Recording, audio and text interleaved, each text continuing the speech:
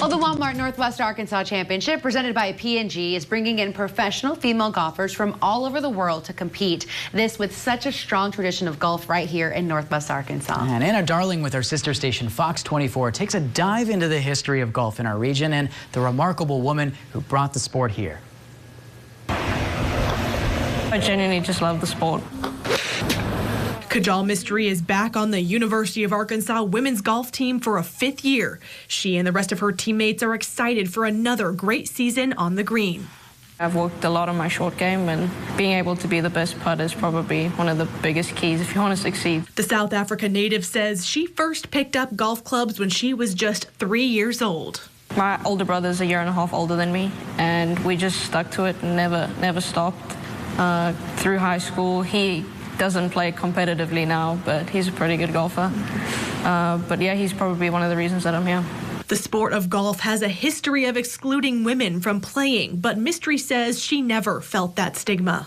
I grew up playing golf with all boys, and I just never even thought about it being an obstacle for me because I could play against them and compete with them. There's a lot of growth in the women's game, which is really nice to see.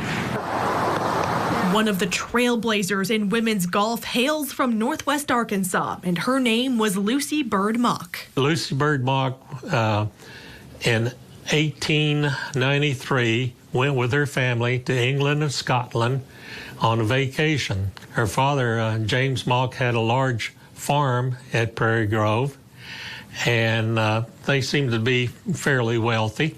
So he took the family on vacation, and she saw him playing golf and was fascinated by the game.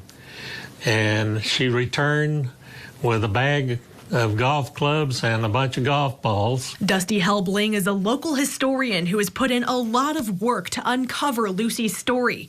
He found out that when she got back to Northwest Arkansas, she realized there was no place to play the game, but she didn't let that stop her. She approached her uncle who lived on the old family plantation. He helped her out with some of his hired hands to cut the grass and get it down where she could put a small golf course in.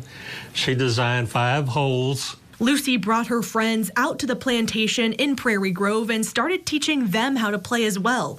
Helbling says she was making history. We have a young lady, teenager, was the first golfer in Arkansas.